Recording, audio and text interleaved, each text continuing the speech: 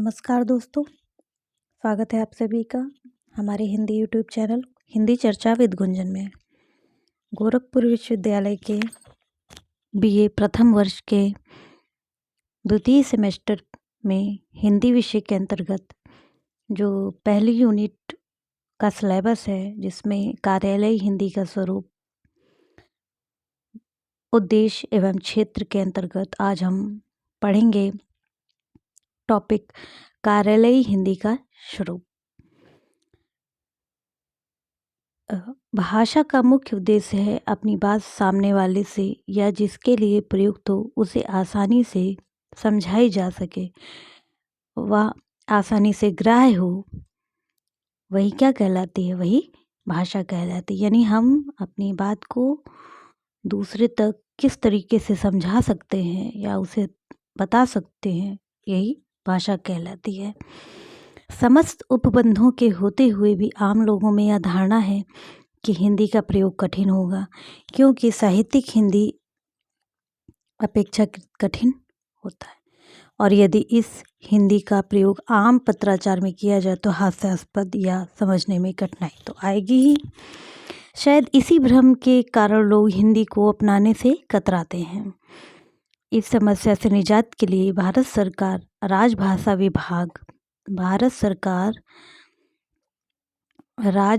विभाग द्वारा आसान हिंदी के प्रयोग पर बल दिया।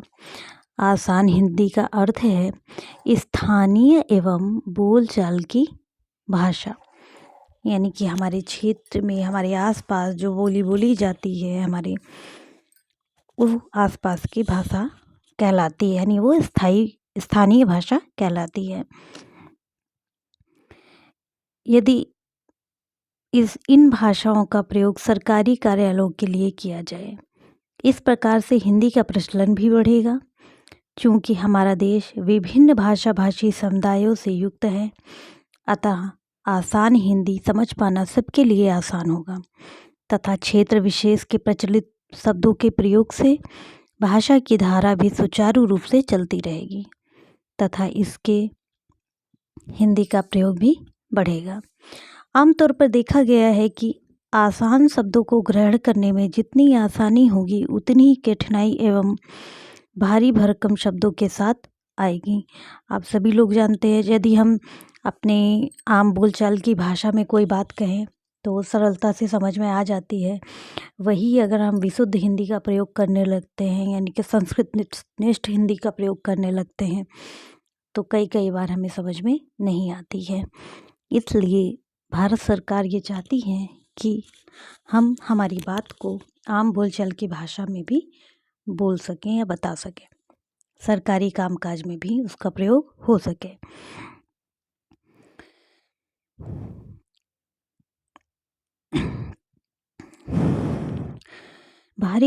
जिन सरकारी कार्यालयों में इस विधि का अनुसरण किया गया, वहाँ हिंदी का प्रचार प्रसार अपेक्षाकृत अधिक हुआ। उदाहरण स्वरूप अंग्रेजी का शब्द अप्रूवल के लिए हिंदी के कई विकल्पों का प्रयोग किया जा सकता है, जो अनुमोदन, संस्तुति आदि हो सकता है। यह भी प्रावधान किया गया है कि यदि कोई कर्मिक हिंदी लिखने में वर्तनी संबंधी यदि कोई त्रुटि भी करता है तो उसे इस बात के लिए हतोत्साहित करने की बजाय प्रोत्साहित किया जाए, उसे हिंदी लिखने में प्रयास तो प्रारंभ किया। यानी कि यदि कोई व्यक्ति, कई बार अधिक हिंदी का प्रयोग जो लोग करते हैं उनको कह दिया जाता है कि अरे इनको सही से लिखना नहीं आता, सही से बोलना नहीं आता, ये हास्यास्पद हो जाता है, हंसी की बात। लेकिन हमारी भारत सरकार ये चाहती है जहाँ पर भी कि, यानी कि आप लोग जानते हैं कि हमारे देश में विभिन्न भाषाएं बोली जाती हैं, विभिन्न क्षेत्रों में बहुत सारी भाषाएं बोली जाती हैं। जहाँ की लोगों को हिंदी पढ़ना लिखना नहीं आता, उन्हें अपनी क्षेत्रीय भाषा जैसे कि कन्नड़ है, गुजराती है, मराठी है, तमिल है इत्यादि भाषाओं को बोलने वाले लोग हैं। तो यदि वो थोड़ी बहुत भी कोशिश करते हैं हिंदी लिखने की का प्रयास भी करते हैं, तो यह प्रोत्साहन योग्य कार्य है, ना कि इसके लिए हमें हंसी उड़ानी चाहिए उनकी, और ना ही उन्हें हंसी का पात्र बनाना चाहिए। ठीक है।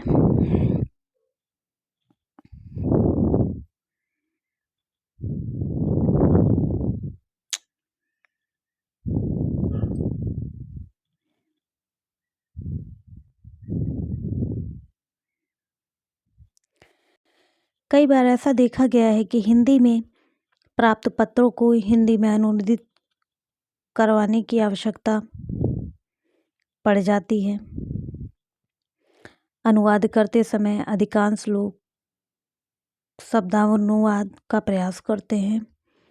अनुवाद कुछ हद तक तो ठीक है, पर जब हम यह अनुवाद आसानी से भाषा के कथ्य को समझने के लिए करते हैं तो कहीं कहीं शब्दानुवाद के कारण उस विषय का मूल अर्थ भारी और उबाऊ होने के साथ समझ से परे हो जाता है।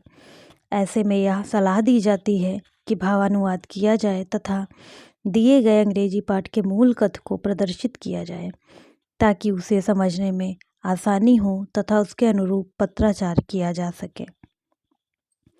सरकारी कामकाज में पहले देखा गया है कि हिंदी के कुछ ऐसे वाक्य होते हैं जिनका हिंदी अनुवाद बड़ा ही कठिन लगता है या हिंदी में उन शब्दों का प्रयोग करना बहुत ही अटपटा लगता है। जैसे आई am directed to say I am directed to forward. ऐसा माना जाता है कि पत्र जारी करने वाला अधिकारी अपने से कुछ नहीं कर रहा है, वह सरकार के अनुदेश पर समस्त कार्य करता है, इसीलिए वह हमेशा पत्राचार या वाक्य का प्रयोग करता है। इनका हिंदी अनुवाद मुझे यह कहने का निर्देश हुआ है या फिर मुझे अग्रेसित करने का निर्देश हुआ है। हिंदी के पत्र में संबोधन के लिए डियर सर का प्रयोग किया जाता है।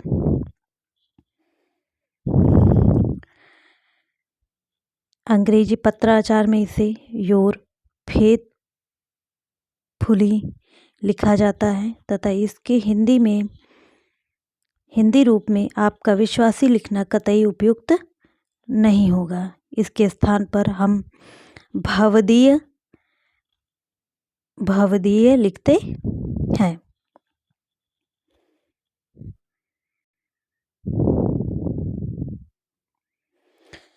कार्यालयों में आम पत्राचार के अतिरिक्त एक और चीज़ प्रचलन में है जिसे नोटिंग कहा जाता है। सरकारी कार्यालयों में कोई भी कार्य बिना फाइल पर टिप्पणी के नहीं की जा सकती। कार्य करने वाला सहायक कोई भी बात या अपने उच्चाधिकारी को फाइल पर नोट के रूप में लिखकर करता है, इसे अंग्रेजी में नोटिंग कहा जाता है। उसकी बात पर उच्चाधिकारी द्वारा तदनुरूप कार्य करने का निर्देश दिया जाता है। कार्यालय के पत्राचार का यह प्रथम सोपान होता है। अंग्रेजी में लिखे जाने वाले नोट अमूमन पैसिव वॉइस थर्ड पर्सन के रूप में लिखे जाते हैं, पर हिंदी में सीधे सपाट शब्दों में तथा आसान वाक्यों में लिखने पर बल दिया जाता है। उदाहरण के लिए नोट शीट में किसी बात को प्रस्तुत करने के लिए अंग्रेजी में सबमिटेड प्लीज लिखकर शुरुआत की जाती है। जैसे मान लीजिए कार्यालय में 2 कार्मिकों की कमी है। इस कमी को दूर करने के लिए मुख्यालय से 2 कार्मिकों की मांग की जानी है। इसके लिए कार्य करने वाला सहायक फाइल में कुछ इस प्रकार से नोट प्रस्तुत करता है। Submitted please, there is an acute shortage of staff in this office. To fill the deficiency,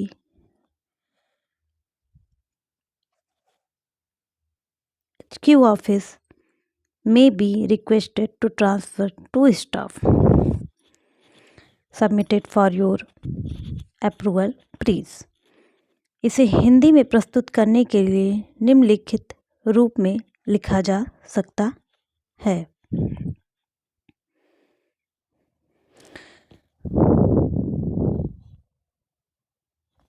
अनुमोदनार्थ, अनुमोदन हेतु प्रस्तुत। अंग्रेजी के वाक्यांश में यदि हम देखें तो प्लीज शब्द का खूब प्रयोग होता है, पर यह माना जाता है कि प्रशासनिक कार्यों में भावना का स्थान नहीं होता। अतः ऐसे शब्दों का पत्राचार में प्रयोग ना किया जाए। सीधे एवं सपाट शब्दों में अपनी बात कही जाए। तदनुसार उच्च अधिकारी द्वारा भी तदनुसार अपनी टिप्पणी दी जाती है। यानी कि जब हम पत्राचार कर रहे हैं, यानी किसी को पत्र लिख रहे हैं, यदि रिश्तेदारों को छोड़कर ये जो कार्यालय हिंदी के अनुसार यदि हम पत्र लिखते हैं, अपने कोई प्रार्थना पत्र लिखते हैं, कोई आवेदन पत्र देखते हैं, तो वहाँ प्लीज़ और सॉरी जैसे शब्दों, भावनात्मक शब्दों का प्रयोग नहीं किया जाता। वहाँ अपनी बात सही सही सपाट शब्दों में लिखी जाती है और अपनी समस्या बताई जाती है।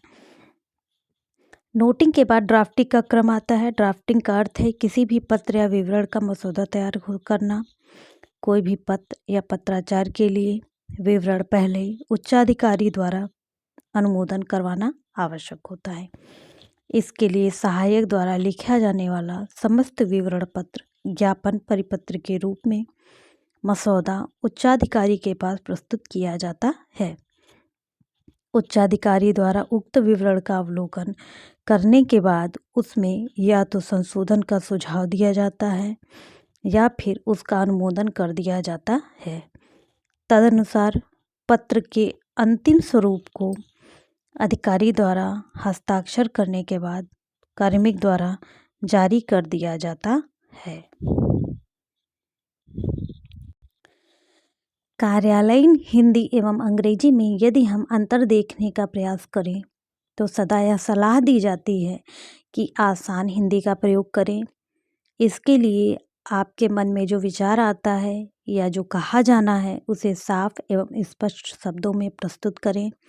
राजभाषा अधिनियम के उपबंधों के अनुसार हिंदी में प्रस्तुत किए गए मसौदे या नोट के लिए कोई भी अधिकारी उसके अंग्रेजी अनुवाद की मांग नहीं कर सकता, क्योंकि बहुत कम लोग ही सीधे अंग्रेजी में सोचकर अपनी बात अंग्रेजी में ही लिख पाने में समर्थ होते हैं। और आप जानते हैं कि हिंदी हमारी राजभाषा है, इसलिए इसका प्रयोग पूरे देश में किया जाना अनिवार्य है। अधिकांश आम भारतीय कोई भी बात अंग्रेजी में लिखने से पूर्व अपने मातृभाषा में ही सोचता है, फिर उन शब्दों या वाक्यों को मन ही मन अंग्रेजी में अनुदित करने का प्रयास करता है। जब अनुवाद की प्रक्रिया में हमेशा व्याकरणिक शुद्धियों का ध्यान रखना पड़ता है। यदि थोड़ी सी अशुद्धि हो जाए तो अर्थ का अनर्थ हो जाने का अंदेशा रहता है। अंग्रेजी लिखने के इस प्रयास में अत्यधिक मानसिक श्रम करना पड़ता है। इसके इतर यदि हम हिंदी में लिखने का प्रयास करते हैं तो हमें अधिक श्रम करने की आवश्यकता नहीं पड़ती है। हिंदी में लिखने का सबसे बड़ा फायदा यही है कि वाक्य संरचना में शब्दों की क्रम यदि आगे पीछे भी हो जाए तो वाक्य का अर्थ नहीं बदलता और फिर अपनी भाषा में अपनी बात कहना अधिक आसान हो जाता है।